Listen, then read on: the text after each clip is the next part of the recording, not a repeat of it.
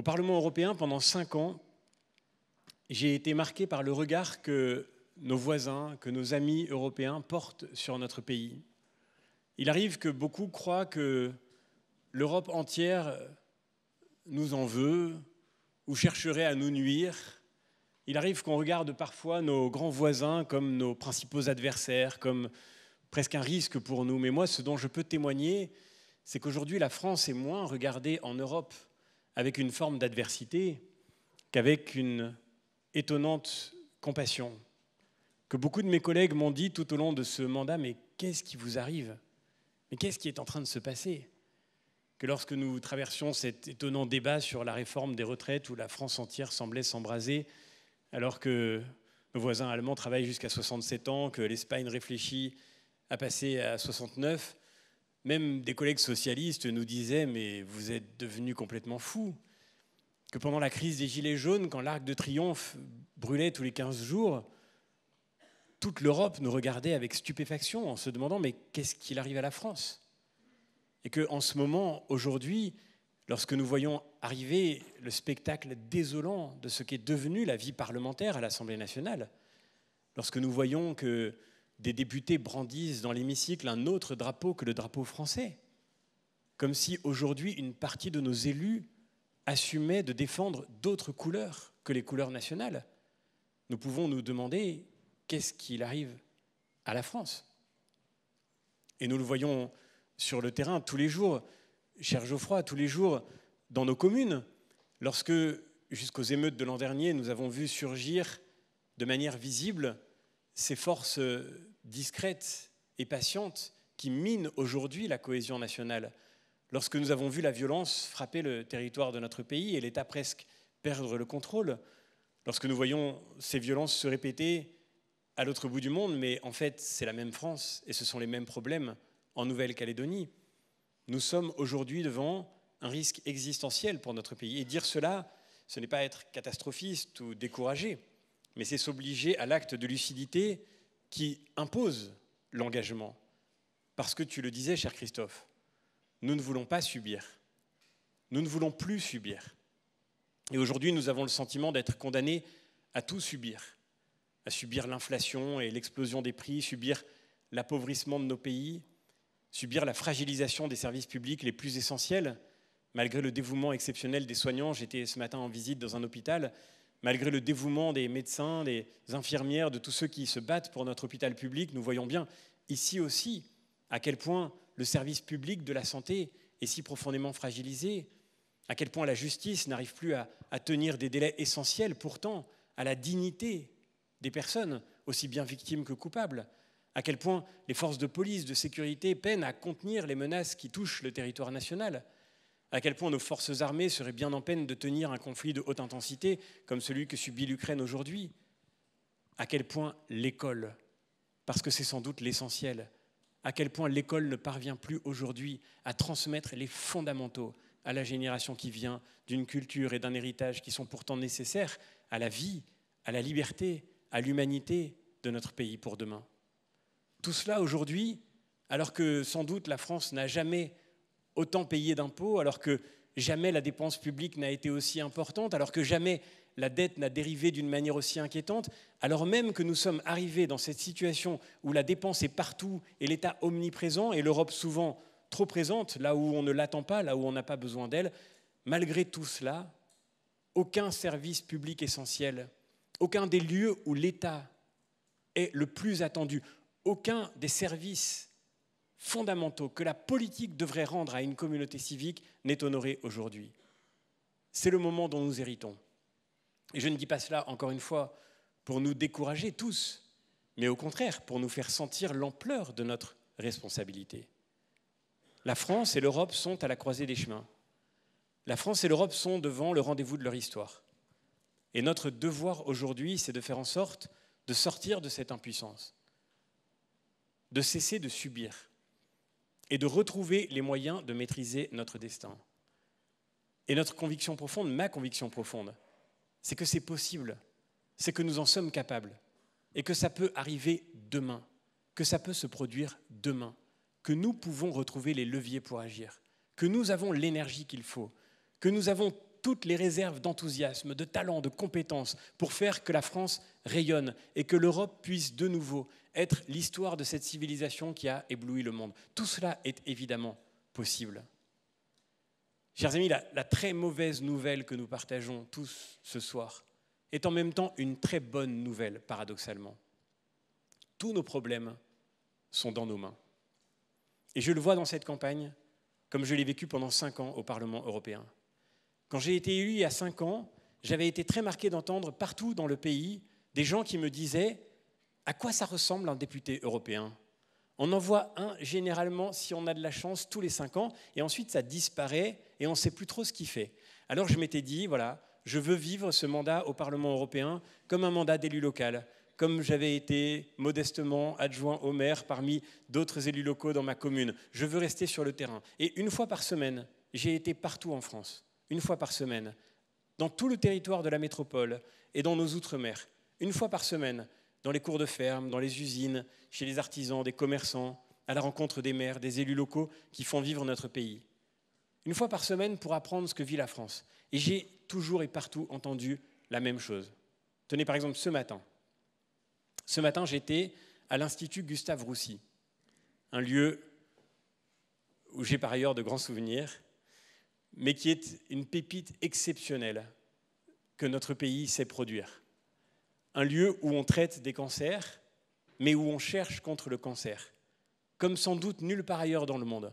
Un lieu où des équipes exceptionnelles se dévouent pour inventer la médecine de demain et pour accompagner aujourd'hui, tous les jours au quotidien, des patients pour guérir, pour épauler, pour accompagner, pour soutenir. Et j'ai rencontré ces équipes de recherche qui sont parmi les meilleures du monde.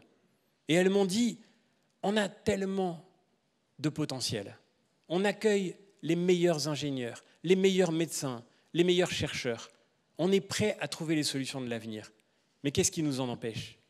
Le poids de la complexité, des normes, de la bureaucratie. Si on veut recruter quelqu'un, il faut justifier tous les ans d'avoir signé son contrat. Si on veut lancer un protocole de recherche, on doit frapper à la porte de 15 agences différentes pour avoir enfin une réponse, une solution, pour qu'on nous laisse travailler. Et ces chercheurs me disaient simplement une seule chose, laissez-nous faire, laissez-nous travailler, faites-nous confiance, laissez-nous vivre, parce que nous sommes capables, et nous ne demandons que cela. Nous voyons arriver, je rencontrais un jeune centralien qui venait de s'engager dans leurs équipes, pas pour y faire fortune, parce que ce n'est pas dans la recherche publique française qu'on fait fortune aujourd'hui. Et ce spécialiste en intelligence artificielle, il aurait pu vendre ses talents n'importe où, bien mieux dans le privé, n'importe où, encore mieux à l'étranger. Mais il voulait lutter contre le cancer. Et il s'était engagé là. Et il disait, moi, ce qui me déprime, c'est que je suis empêché d'avancer dans ma recherche parce que je passe plus de temps à remplir des formulaires sur la sécurisation des données qu'à utiliser ces données pour en faire des choses utiles aux patients. Aujourd'hui, il y a des traitements qui sont mis en œuvre. Regardez, c'est toute l'histoire de l'Europe et c'est toute l'histoire de la France en Europe. Il y a des traitements qui sont mis sur le marché aux États-Unis. Il faut 1 an et demi de plus pour qu'ils soient mis sur le marché en Europe. Si les Américains les utilisent, est-ce que c'est si dangereux que ça? 1 an et demi plus tard, enfin, on peut les utiliser en Europe. Mais attention, pas n'importe où en Europe. Une fois que l'autorisation est donnée au plan européen, il faut 34 jours à l'Allemagne pour qu'elle mette le médicament dans ses pharmacies. À la France, il faut 533 jours. 533 jours, mes chers amis. C'est malheureusement, et peut-être l'avez-vous déjà vécu, plus que le temps qu'il faut pour ne pas survivre à un cancer. Il y a des gens qui meurent en France du poids de la bureaucratie. Il y a des gens qui meurent de notre hypertrophie administrative. Il y a des gens qui meurent de la surréglementation, du poids de l'État, du poids de la complexité, du poids de cette défiance accumulée, de cette surveillance permanente. Et j'entends la même chose tous les jours. Ça, c'était ce matin. Avant-hier, j'étais dans le Charolais, rencontrer des éleveurs de charolaises. Vous me demanderez quel est le lien, mais les éleveurs de charolaises, ils me disaient la même chose que ce jeune centralien. Laissez-nous juste faire, laissez-nous travailler, laissez-nous bosser. On sait faire. Mais aujourd'hui, si on veut récurer un cours d'eau, comme nos grands-parents le faisaient, on a la police de l'eau qui arrive armée chez nous pour nous menacer d'une amende. On est juste en train d'entretenir les cours d'eau et vous nous l'interdisez. Et après, vous vous étonnez. Après, vous vous étonnez qu'il y a des inondations. Après, vous vous étonnez qu'il y a des sécheresses en été et qu'il y a des déluges en hiver. Mais la vérité de tout ça, c'est que c'est nous qui nous rendons la vie impossible. Ce soir, nous partageons une très mauvaise nouvelle et une très bonne nouvelle à la fois. Nos problèmes sont dans nos mains, nulle part ailleurs que dans nos mains. Il suffit que nous le voulions pour changer enfin les choses. Il suffit que nous le décidions. Et chers amis, ce que j'ai vécu au Parlement européen pendant ces 5 années, c'est que tout ça ne tombe pas du ciel. C'est que le poids de ces réglementations, qui n'est pas seulement une question de réglementation, ce n'est pas seulement une question de normes, ce n'est pas seulement une question de bureaucratie, d'administration, ce n'est même pas seulement une question de fiscalité. Derrière ça, derrière tout ça, pardon de revenir à mon métier, je suis prof de philo, derrière tout ça, c'est une crise de civilisation, c'est une crise intérieure. Nous avons perdu le goût de la confiance, nous avons perdu le sens du risque, nous avons perdu la joie de créer, nous avons perdu l'enthousiasme de produire, nous avons perdu le sens de la valeur du travail et nous avons perdu plus encore que tout ce qui a fait pourtant l'histoire même de l'Europe, nous avons perdu le sens de la liberté. C'est cela qui nous manque aujourd'hui.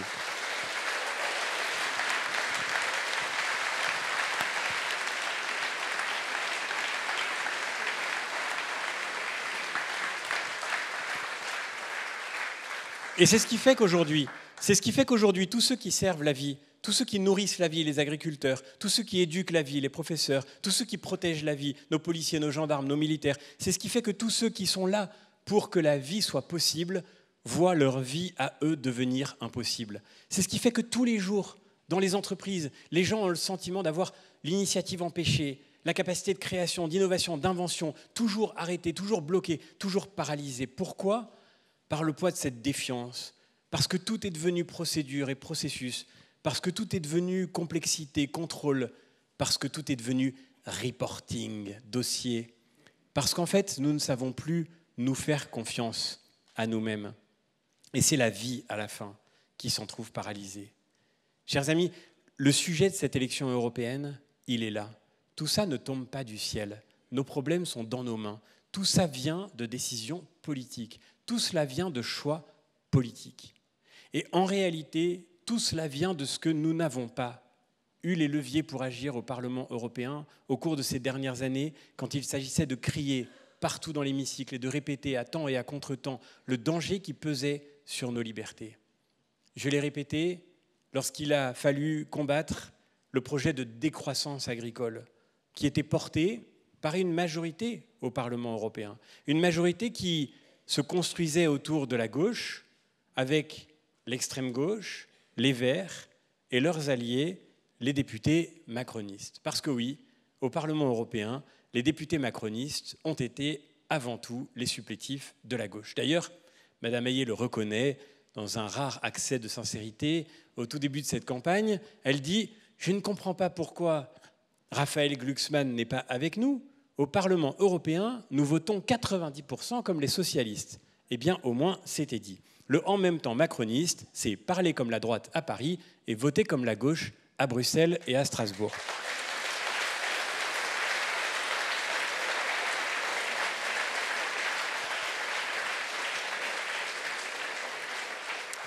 Et moi, je vais vous dire ce qui m'écoeure. Hier soir, j'ai passé une soirée en compagnie moins agréable que la vôtre. Il y avait un peu plus de bruit. C'était un peu moins sage que ce soir. C'était une soirée, j'espère, pas trop incompréhensible pour ceux qui ont eu le courage de la suivre. J'en déduis qu'elle était incompréhensible.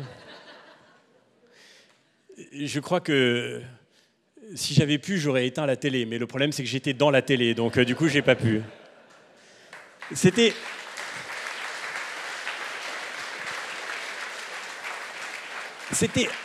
assez compliqué. Mais ce que j'ai trouvé le plus compliqué et surtout le plus révoltant, c'est de voir des élus qui n'assument pas leur bilan, qui n'assument pas ce qu'ils ont fait. Parce que moi, j'aime la démocratie, j'aime le pluralisme, j'aime les clivages. J'ai jamais cru à la fin des clivages. J'ai jamais cru au en même temps. Moi, je crois que la vie, vous savez, c'est pas du en même temps. La politique, c'est pas du en même temps. On s'est engagé en politique pour une simple raison, pour rendre à nos concitoyens, pour un temps de notre vie, un service, pas simple toujours, mais un service nécessaire, le service de la décision. Qu'est-ce que ça veut dire s'engager en politique ? Devenir maire de sa commune, devenir conseiller départemental, régional, devenir président de région, qu'est-ce que ça veut dire ? Ça veut dire rendre à la communauté politique le service de la décision. Et le service de la décision, ça veut dire qu'à un moment, quand il faut voter oui ou non. Il faut voter pour ou contre. On ne peut pas faire les deux à la fois. La politique, c'est comme la vie, c'est pas du en même temps. Vous le savez tous, dans la vie, c'est ce que disait Kierkegaard, le titre d'un de ses plus beaux livres. La vie, c'est l'aventure de la liberté, c'est ou bien, ou bien. Voilà.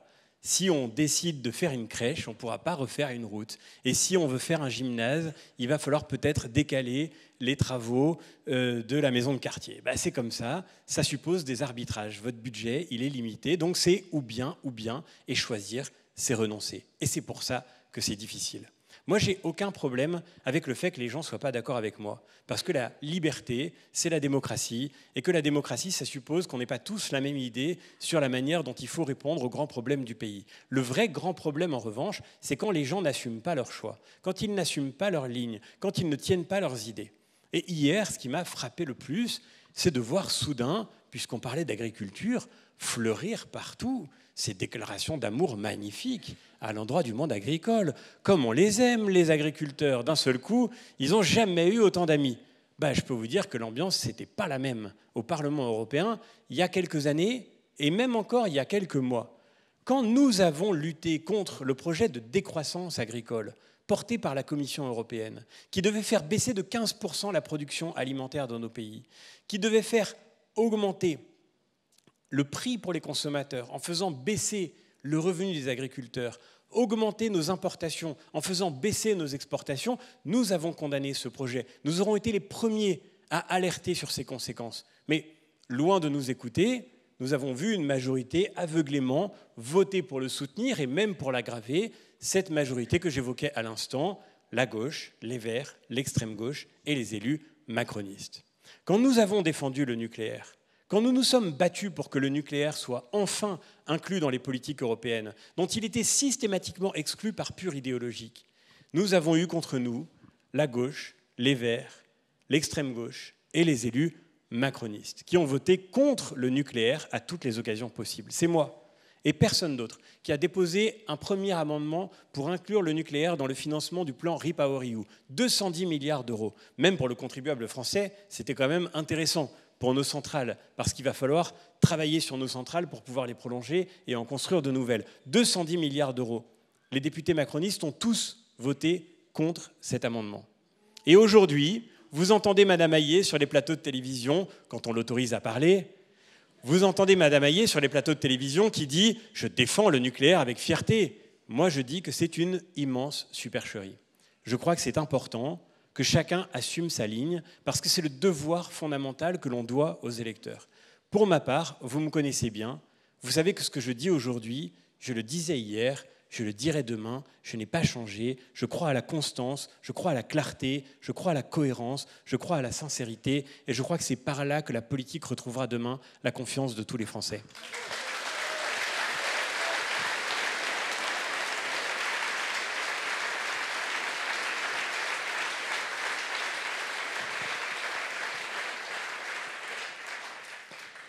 Quand nous nous sommes battus pour que l'Europe sorte de l'impuissance migratoire, quand nous nous sommes battus, par exemple, avec tout le PPE, le groupe auquel nous appartenons, pour faire en sorte que la Commission accepte enfin de financer, par des budgets européens, la protection des frontières extérieures de l'Europe, répondant ainsi aux 12 États membres qui en faisaient la demande. 12 États membres de couleurs politiques différentes, 12 gouvernements qui disaient « nous avons besoin de soutien ».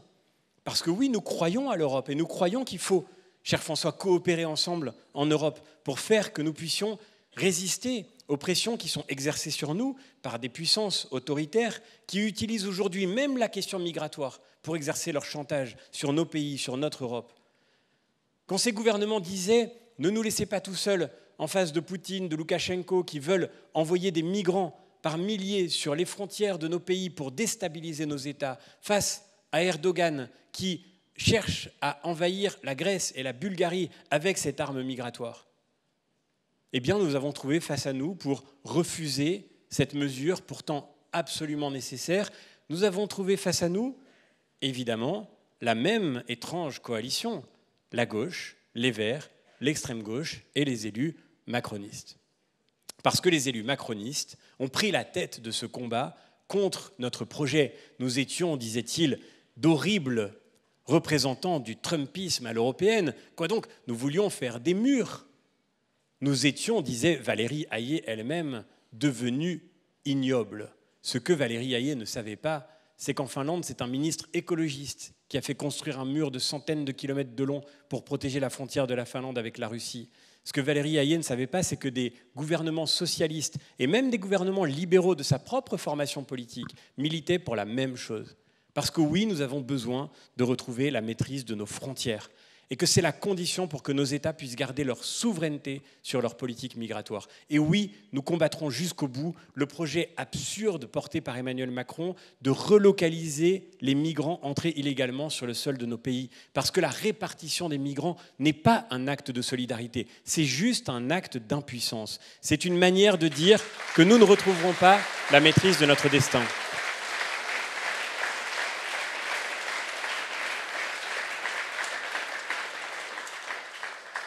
Et nous avons besoin aujourd'hui de reconstruire l'unité de nos pays, cette unité si profondément fragilisée par les idéologies qui cherchent à nous diviser. Et oui, nous avons besoin de lutter contre l'islamisme, et de lutter contre l'islamisme, y compris dans nos institutions, quand il cherche à y faire son lit. C'est ça aussi défendre l'aventure de la liberté, c'est ça aussi défendre la responsabilité de l'Europe à l'égard de ses principes. C'est moi qui ai déposé des amendements, une fois, deux fois, trois fois, jusqu'à ce que nous puissions les faire passer, qui ai déposé des amendements pour interdire à la Commission européenne ces publicités scandaleuses qui, en pleine révolte des femmes iraniennes, ces publicités qui disaient « apporter de la joie, accepter le hijab » ou qui disaient « la liberté est dans le hijab ».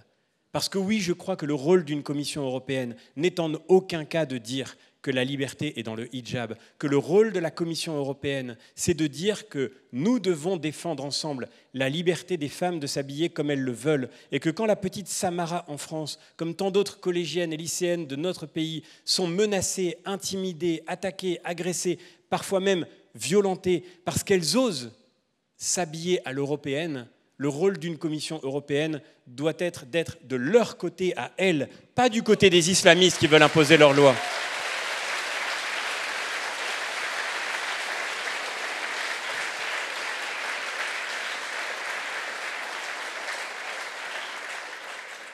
Eh bien, quand j'ai déposé ces amendements, qui avons-nous vu se lever pour empêcher qu'ils soient votés? Même pas seulement pour voter contre, pour empêcher qu'ils soient votés. Parce qu'au Parlement européen, dans l'hémicycle, vous pouvez, si vous refusez qu'un texte soit mis aux voix, simplement vous lever. Et si vous êtes assez nombreux, alors le texte tombe. Eh bien, nous avons vu se lever, c'était une forme paradoxale de dévoilement, n'est-ce pas? Nous avons vu se lever les promoteurs du voile, la gauche, les Verts, l'extrême gauche et les élus macronistes. Parce que oui, le macronisme, c'est dire qu'on défend la laïcité à Paris, mais faire l'inverse à Bruxelles et à Strasbourg tous les jours. Alors, chers amis,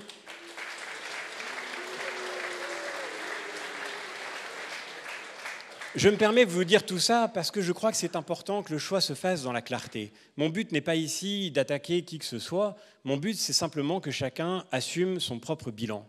Et ce bilan, il faut le regarder avec beaucoup d'exigences. Vous avez le droit de demander aujourd'hui aux candidats qui se présentent à vous, non seulement ce qu'ils disent, mais ce qu'ils ont fait. Et vous avez le droit de leur demander si ce qu'ils ont fait est conforme à ce qu'ils en disent. Parce que je crois que c'est le grand drame de la vie politique aujourd'hui, qu'au nom du « en même temps », on se permet n'importe quoi. Et le « en même temps », vous savez, on le trouve un peu partout.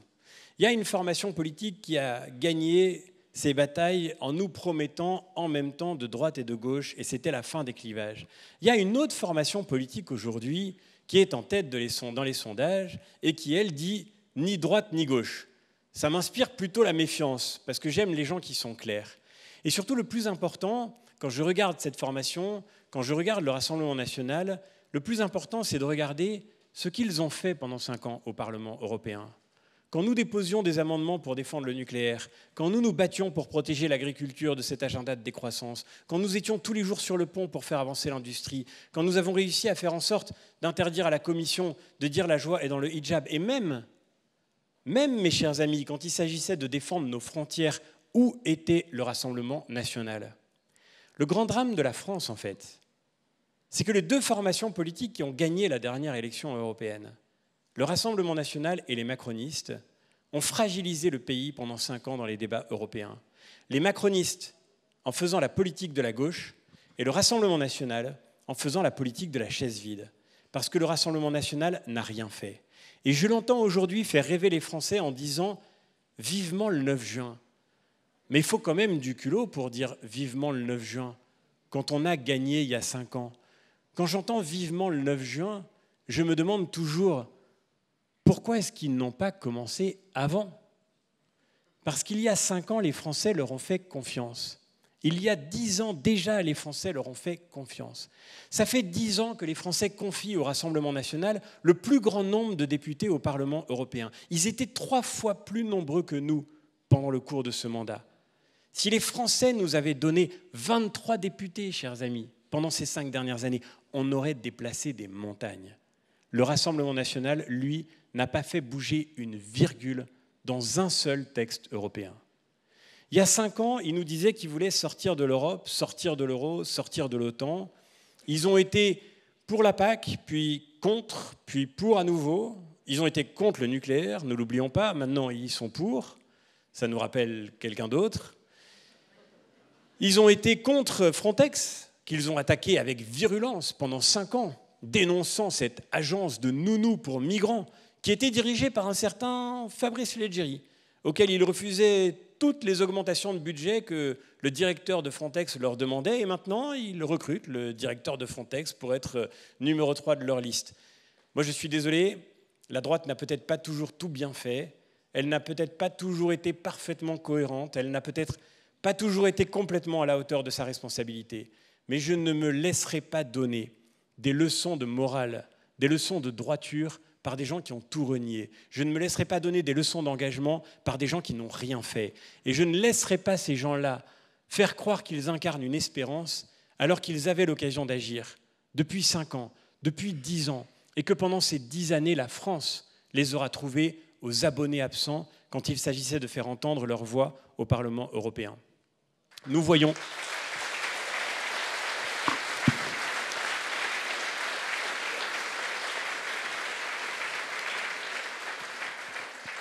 Chers amis, ce soir, si j'ai cette bonne nouvelle à partager avec vous, c'est parce que je vous le disais, le problème est dans nos mains et la solution aussi.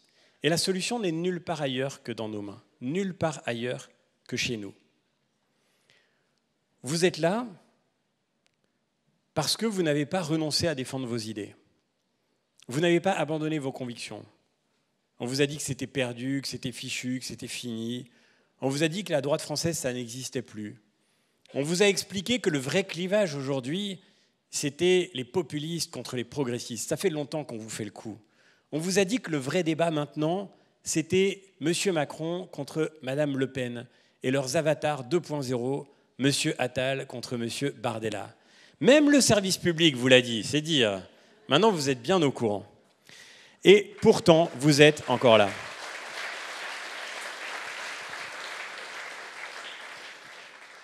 Vous êtes encore là et vous avez bien raison de ne pas vous laisser imposer ce match qu'on vous explique jouer à l'avance. Vous êtes encore là parce que vous savez que le vrai clivage, que le vrai débat, il ne se joue pas dans cette fausse opposition, dans cette pièce de théâtre qu'on voudrait vous imposer, dans cette espèce d'éternel second tour qui devrait revenir sans cesse. Le vrai débat, au Parlement européen, comme en Europe, comme dans les grandes démocraties qui nous entourent, il oppose 2 formations politiques, 2 forces politiques. Il oppose 2 grands piliers de la vie démocratique. D'un côté, la gauche socialiste, dans les pays européens, comme au Parlement européen, et de l'autre côté, la droite européenne.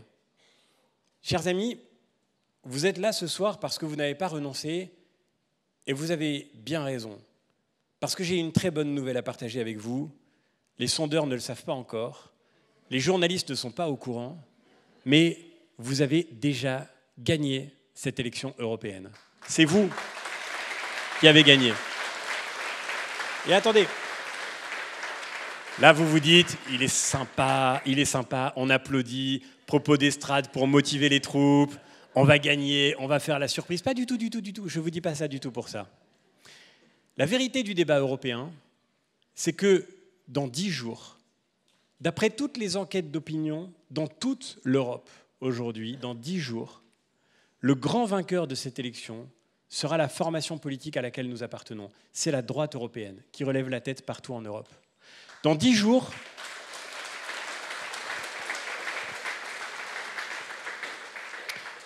va commencer la vraie bataille européenne, celle qui va structurer la vie politique au cours des 5 prochaines années. Et nous reviendrons au Parlement avec derrière nous cette force dont personne d'autre ne disposera. Au cours du dernier mandat, nous aurons été confrontés bien souvent à cette majorité qui a fait les votes les plus politiques et les plus dangereux que nous ayons vécus, sur lesquels nous avons alerté, nous avons tenté de faire de notre mieux pour éviter le pire. Mais maintenant, nous pouvons obtenir le meilleur. Nous avons mené des batailles de retardement pour éviter des catastrophes. Mais maintenant, nous pouvons repartir en avant. Parce qu'il y a 5 ans, la droite européenne, c'était autour de la table du Conseil européen, 7 chefs d'État et de gouvernement sur les 28 pays qui constituaient alors l'Europe. Aujourd'hui, sur les 27 États membres, 15 sont dans la responsabilité de notre famille politique. C'est la droite qui reprend des couleurs partout en Europe. La droite, la nôtre, la droite de gouvernement, paisible, solide, renouvelée, exigeante, une droite qui reprend partout sa place, une droite qui est aujourd'hui choisie par tous les électeurs d'Europe pour pouvoir la représenter. Nous aurons une majorité au Conseil européen, qui est l'organe essentiel autour duquel la décision se construit. Par voie de conséquence, nous aurons aussi une majorité dans la Commission européenne, parce que chaque État nomme un commissaire. Pardon de rentrer dans la technique, mais c'est comme ça que ça fonctionne. Chaque État nomme un commissaire, et donc pendant 5 ans, les commissaires auront été nommés par cette majorité politique de la droite européenne. Et nous aurons une majorité au Parlement européen, parce que nous serons le plus grand groupe au Parlement européen. Nous serons devant les socialistes, et tous les alliés des socialistes sont en train de s'effondrer. L'extrême gauche, les Verts, dont le nombre sera probablement divisé par 2, et les élus macronistes, dont le nombre va aussi, vous le constatez comme moi, singulièrement diminuer à l'occasion de ce nouveau mandat. Et donc, nous allons avoir demain l'occasion d'agir comme jamais auparavant. Vous avez déjà gagné cette élection. Et le seul vrai sujet aujourd'hui,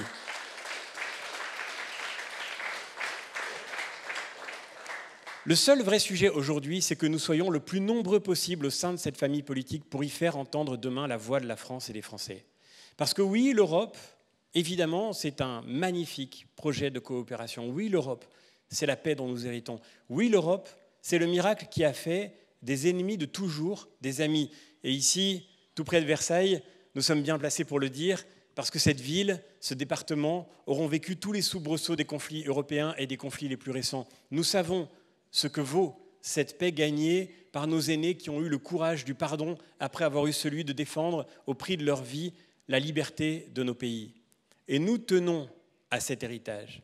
Mais tenir à cet héritage ne veut pas dire nier ce qu'est la réalité de l'Europe. Oui, les pays européens sont des pays amis aujourd'hui. Mais comme entre tous les amis, il arrive qu'ils aient des désaccords, des divergences, des différences. Parfois même des disputes. Le miracle de l'Europe n'est pas que nous n'ayons plus de désaccords. Le miracle de l'Europe, c'est qu'aujourd'hui, on ne résout plus ces désaccords avec des tranchées et des balles, mais on les résout avec des négociations, des discussions et des débats parlementaires. Ça n'enlève rien au fait que ces débats parlementaires peuvent parfois être un peu rudes. Et oui, il faudra demain, au Parlement européen, des Français déterminés, courageux, présents, engagés au sein de cette famille politique de la droite européenne pour faire entendre la voix de la France. Je ne suis pas, comme le disent parfois les médias, je ne me sens pas tellement un eurodéputé. Je suis un député français au Parlement européen. Et je suis au Parlement européen pour défendre la France, pour faire entendre la voix des Français, et parce que c'est comme ça qu'on contribue à l'équilibre de l'Europe. Et c'est la raison pour laquelle il est fondamental que nous soyons nombreux au sein de la droite européenne qui aura les leviers demain pour faire que la France soit défendue, que la France soit entendue, que notre mix énergétique puisse être protégé par les textes européens, que notre modèle agricole puisse rayonner, que notre modèle d'armée, cher Christophe, puisse être compris par nos partenaires et par nos voisins. Parce que nous avons un modèle d'armée, une vision de la sécurité qui a sa singularité. Et demain, c'est cela qu'il faut faire entendre pour l'équilibre de toute l'Europe. Moi, je ne crois pas qu'on soit plus européen en étant moins français. Et je ne crois pas qu'il faille, pour montrer qu'on est européen, abandonner ce qui fait la France et les Français. Je ne crois pas qu'on prouve qu'on est plus européen en proposant d'abandonner la dissuasion nucléaire dans une mutualisation européenne. Je pense même que la dissuasion nucléaire française est le meilleur service que la France rend aujourd'hui à la sécurité de l'Europe. Et que le jour où il faudra réunir le Conseil et les 27 chefs d'État avant d'appuyer sur le bouton, on aura fragilisé la sécurité de toute l'Europe. Et je pense qu'il n'y a aucune espèce de scrupule, puisque c'est ce que font nos amis allemands qui font entendre la voix de l'Allemagne, c'est ce que font nos amis italiens qui font entendre la voix de l'Italie, c'est ce que font nos amis lettons qui font entendre la voix de la Lettonie. Il n'y a aucune espèce de scrupule à ce que nous faisions entendre la voix de la France au sein de la droite européenne demain. Quand j'ai déposé cet amendement sur le nucléaire que je décrivais tout à l'heure, j'ai demandé à mes collègues macronistes quand même, mais vous êtes fous, pourquoi vous avez voté contre? J'en étais vraiment surpris, je ne m'y attendais pas du tout. Je les avais prévenus pourtant, hein. Et l'amendement n'était pas très difficile à comprendre, il faisait 2 mots. L'énergie nucléaire, c'était pour rajouter dans une liste. Il n'y avait pas une très grande technicité, ça pouvait difficilement être une erreur de bouton. Et ils m'ont dit, non, on a voté contre parce que défendre le nucléaire, c'est quand même un peu trop français. Et en fait, ce qui m'a frappé, c'est cette espèce de scrupule latent. Je leur ai dit bien souvent, vous êtes un peu comme une contrebasse dans un orchestre qui dirait « il faut que j'arrête de jouer pour qu'on puisse écouter la flûte ». Mais si on veut que la musique soit belle, il faut que tout le monde joue sa partition. Et pour l'harmonie de l'Europe, il faut que la France soit entendue.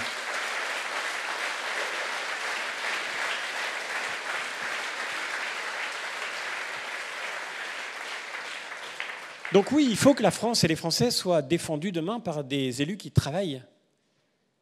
Il faut que les Français qui travaillent dur et qui ont du mal à s'en sortir aujourd'hui, il faut que les Français qui ont travaillé toute leur vie et qui ont parfois du mal à joindre les deux bouts, il faut que les Français qui savent la valeur et le prix du travail, il faut qu'ils votent pour être représentés demain par des élus qui travaillent vraiment.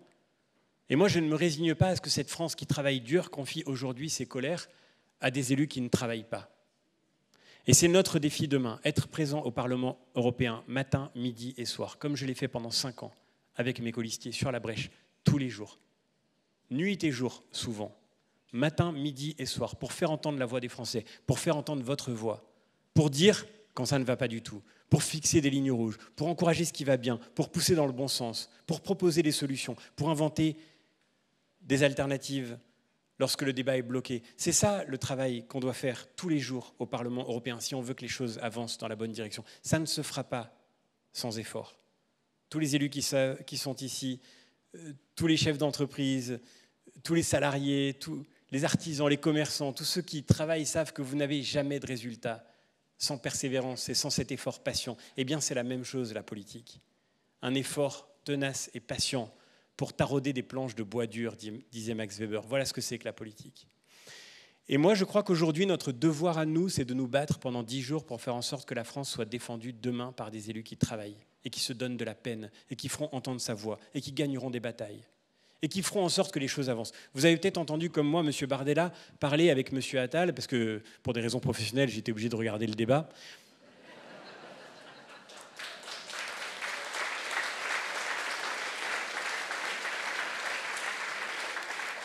Peut-être vous avez entendu M. Bardella parler avec M. Attal et il parlait de la réforme du marché européen de l'électricité, et qui est quand même pas un petit sujet, c'est vos factures d'énergie.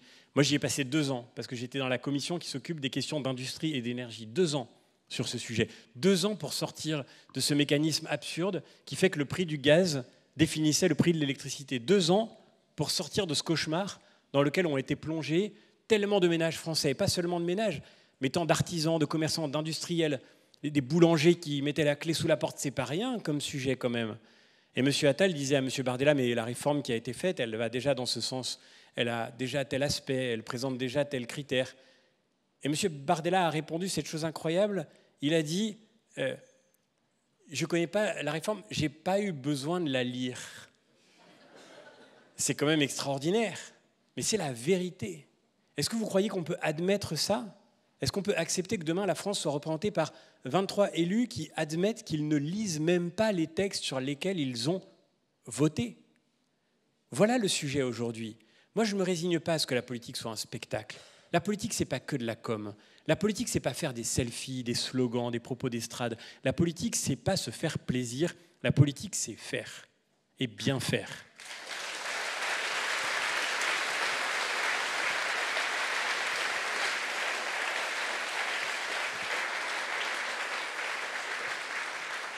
Et c'est nous qui pourrons faire entendre la voix de la France. Prenez le premier combat qui va survenir le 10 juin. Je le dis parce que je sais que c'est un bruit que certains font circuler pour tenter de nous affaiblir, parce que malheureusement, il y a des gens qui ne peuvent justifier leur candidature que par des mensonges, en fait.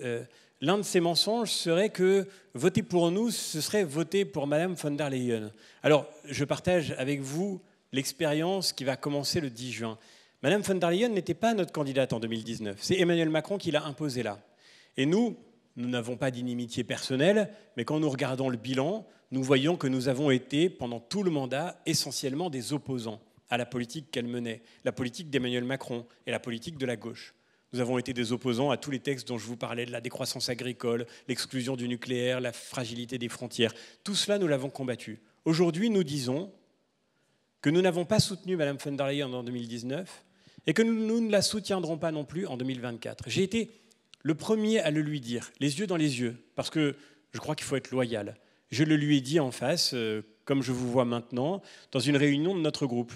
À l'époque, c'était il y a plusieurs mois déjà, ça avait jeté un froid, parce qu'elle venait rendre visite au groupe et tout le monde rivalisait de propos de courtoisie, même si personne n'en pensait pas moins. J'ai été le seul à le lui dire. Et à la sortie de la salle, un collègue bulgare m'a dit « 90% du groupe pense comme toi, mais personne n'a osé parler ». Eh bien, chemin faisant, par le travail accompli, nous avons réuni autour de nous, peut-être inspiré courage, obligé à un peu de franchise. Et au congrès de Bucarest, qui réunissait tout le PPE, sur les 801 délégués qui venaient voter sur l'avenir de la Commission européenne, 400 seulement l'ont soutenue. Les 401 restants ont refusé de voter pour elle, alors qu'elle n'avait pas de concurrent. C'est donc le signe très clair que nous avons réussi à réunir autour de nous une majorité du PPE. Et la bataille demain, pour la raison que j'évoquais à l'instant, celle que le PPE va gagner cette élection européenne, la bataille, elle va se jouer chez nous. Parce que oui, c'est vrai, nos amis de la droite européenne ne sont pas tous d'accord avec nous. Parce que c'est ça l'Europe, c'est avoir des désaccords. Et les résoudre par la négociation, la discussion, la démonstration, la conviction. Ça, ce sera la bataille du 10 juin.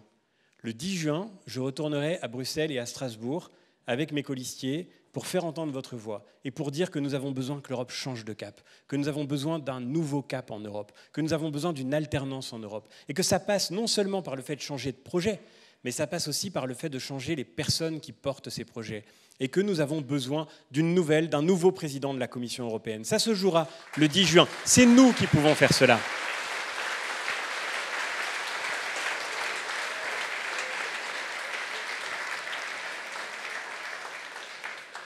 Alors dites-le autour de vous. Ceux qui disent aujourd'hui « voter François-Xavier Bellamy, c'est voter pour von der Leyen », cela non seulement mentent, mais mentent aux Français sur le fait que les seuls qui peuvent obtenir l'alternance dont l'Europe a tellement besoin, c'est nous. C'est nous qui la ferons, cette alternance. Les autres seront des commentateurs. Ceux qui rejoindront, d'ailleurs, quel groupe ? On n'en sait trop rien, parce que si vous y comprenez quelque chose, vous avez beaucoup de chance. Madame Le Pen est en ce moment dans les grands sables mouvements européens. Beaucoup de journalistes décrivent ces grandes manœuvres pour construire un nouveau groupe. La vérité de cette affaire, c'est surtout qu'on vient de découvrir enfin que ses amis allemands avaient d'étranges sympathies pour les SS. Voilà, c'est quand même un peu désolant, et que ça la met tellement mal qu'elle est obligée de les quitter. Enfin, il était temps, parce que ses propres amis, avant qu'on leur découvre ce problème-là, ils avaient quand même émis des propositions bizarres, comme par exemple le fait qu'il était absolument urgent que la France cède Mayotte aux Comores, un département français. Quand on parle de souveraineté nationale, je ne suis pas sûr que le Rassemblement national, qui aujourd'hui est prêt à vendre un nouveau référendum en Calédonie, soit le mieux placé pour parler de la défense de l'intégrité du territoire français. Mais ça, c'est une autre question.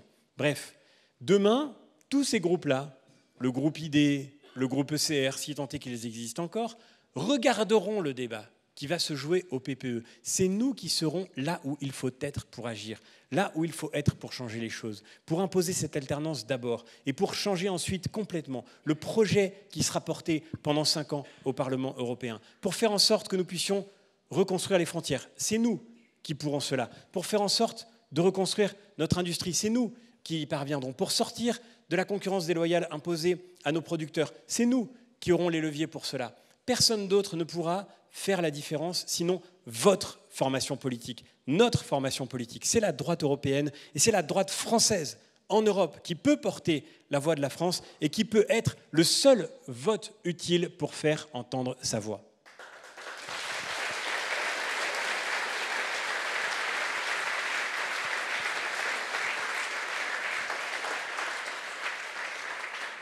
Le 9 juin, le but n'est pas de voter pour se faire plaisir l'espace de 10 minutes dans un bureau de vote, en faisant croire qu'on dit sa colère, alors qu'on sert seulement la mise en scène voulue par le pouvoir à l'Élysée.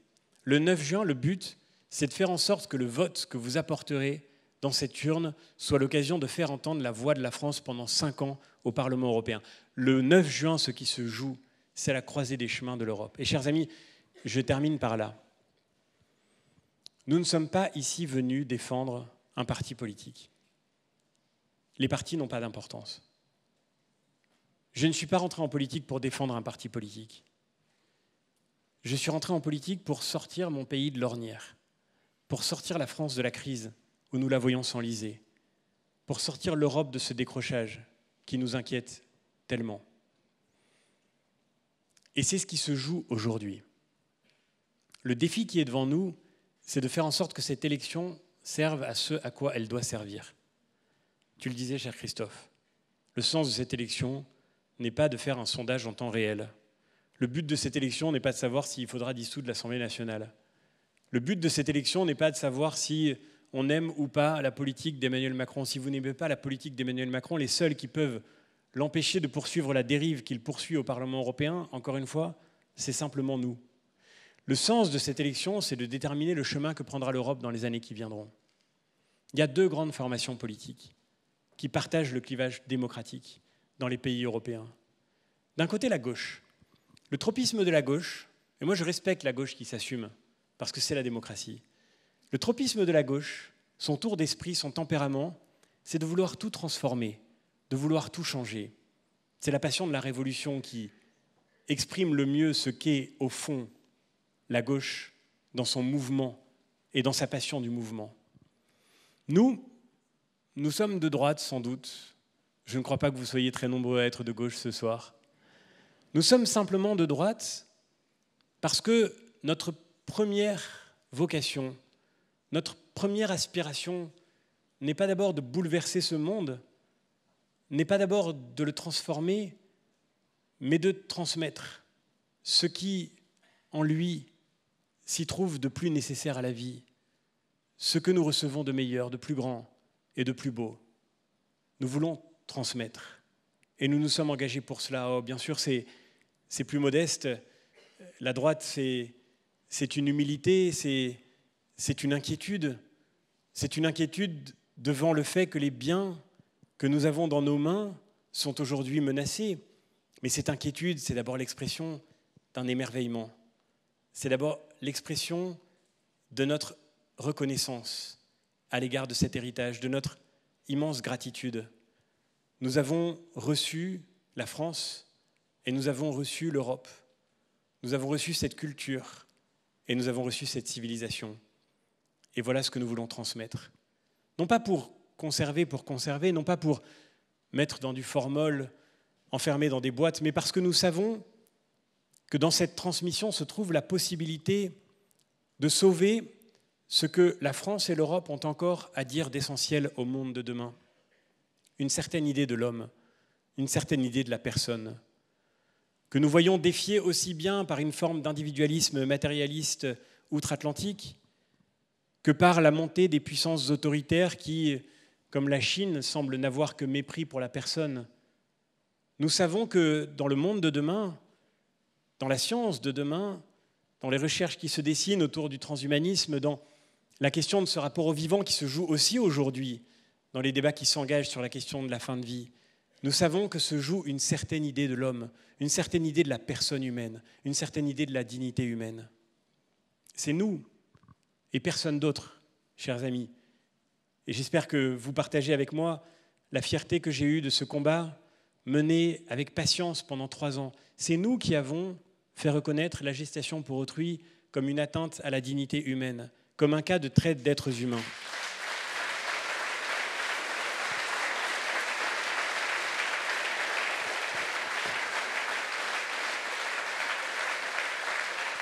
Et pour le coup, je dois le dire, c'est nous qui l'avons rendu possible, parce que j'ai déposé ces amendements, j'ai pris cette initiative en réunissant autour de moi une dizaine de collègues de mon groupe, de plusieurs pays différents, mais nous avons reçu le soutien autour de ces amendements de collègues de gauche, pour le coup, qui voulaient défendre cette cause commune, parce qu'ils croient que tout ne se marchande pas, parce que tout ne peut pas être commercé, parce que tout ne peut pas être cédé et vendu. Ils savent, comme le disait Karl Marx, que nous devons fuir ce temps où pourrait un jour se trouver vendu tout ce qui jusque-là était donné, se trouver commercé tout ce qui jusque-là était offert, tout ce qui jusque-là était gratuit et était grâce pourrait passer dans le commerce. C'est contre cela qu'il faut lutter. Et c'est aussi cela l'Europe. Et ces élus de gauche, parce que je crois que ces sujets-là, il faut les porter pour réunir et non pas pour diviser. Ces élus de gauche ont partagé avec nous ce combat parce que c'est aussi cela l'Europe. Voilà ce qui nous réunit ce soir. Si nous voulons que l'Europe retrouve sa place, que l'Europe retrouve son sens, que l'Europe retrouve le bon sens, si nous voulons remettre l'Europe à l'endroit, la rendre fidèle à elle-même, c'est parce que nous savons qu'elle a encore tellement à dire au monde de demain, tellement à dire de l'aventure de cette civilisation. L'Europe, ça n'est pas seulement un projet qui a 40 ans d'histoire, ce n'est pas seulement des institutions à Bruxelles, à Strasbourg, des dépliants sur papier glacé, des acronymes et des mots compliqués. L'Europe, c'est 25 siècles d'un élan qui nous porte encore. C'est l'aventure de cette civilisation qui a fait venir au monde, depuis la naissance des cités grecques jusqu'à la Rome antique, en passant par ce travail patient des moines copistes du Moyen-Âge qui, par la tradition chrétienne, ont fait venir jusqu'à nous cet héritage en l'augmentant de leur effort. L'Europe, c'est le sens de cette dignité humaine, c'est le sens de la personne humaine, c'est la confiance en l'homme, c'est le sens de la liberté. Voilà ce que nous défendons aujourd'hui.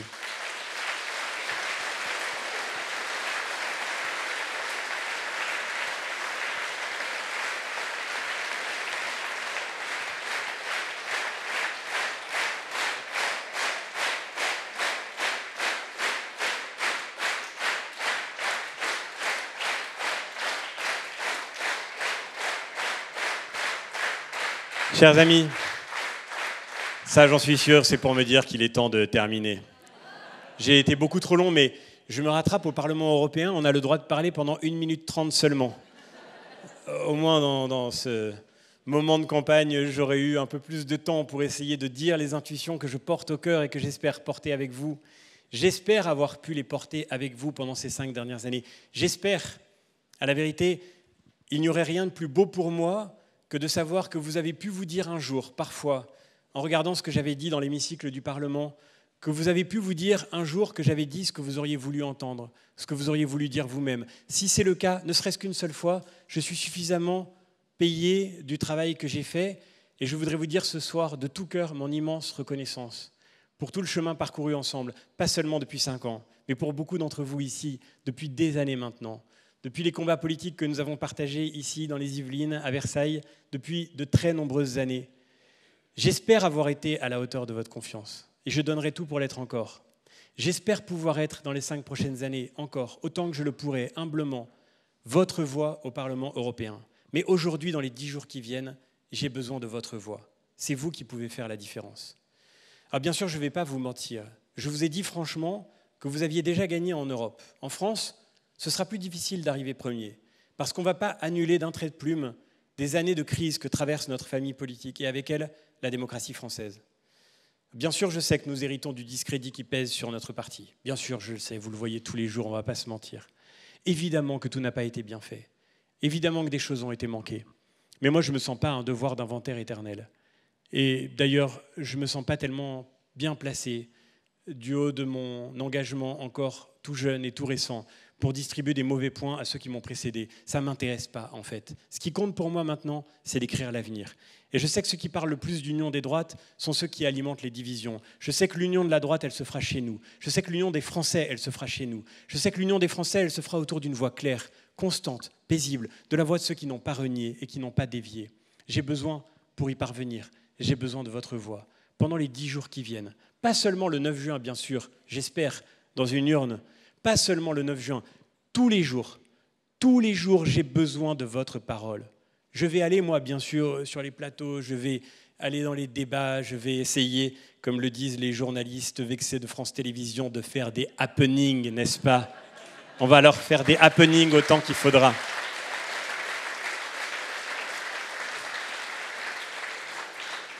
J'irai dans des endroits bien moins sympathiques que ce soir et je dirai la même chose à temps et à contre-temps. Je retournerai rue Saint-Guillaume s'il faut, j'irai partout, je parlerai à tout le monde. Mais la parole la plus importante, en fait, pendant ces 10 jours, ça n'est pas la mienne, c'est la vôtre. C'est vous qui pouvez faire la différence. Pas seulement le 9 juin, ce soir, demain, après-demain, ce soir, vous rentrez chez vous, vous appelez vos amis. Tous les jours, il faut convaincre quelqu'un. Et pas seulement quelqu'un. Matin, midi et soir, comme je l'ai fait pendant 5 ans au Parlement européen. Tous les jours sur la brèche, on se bat, on n'arrête pas. Je vais vous dire une chose très simple. On n'a pas beaucoup d'éléments favorables dans cette campagne. Othman, tu le disais, on l'a vécu avec Arnaud, avec Jens, avec Guylain, avec Julien. Je vois Eric ici, tous ceux qui portent la mobilisation sur le terrain.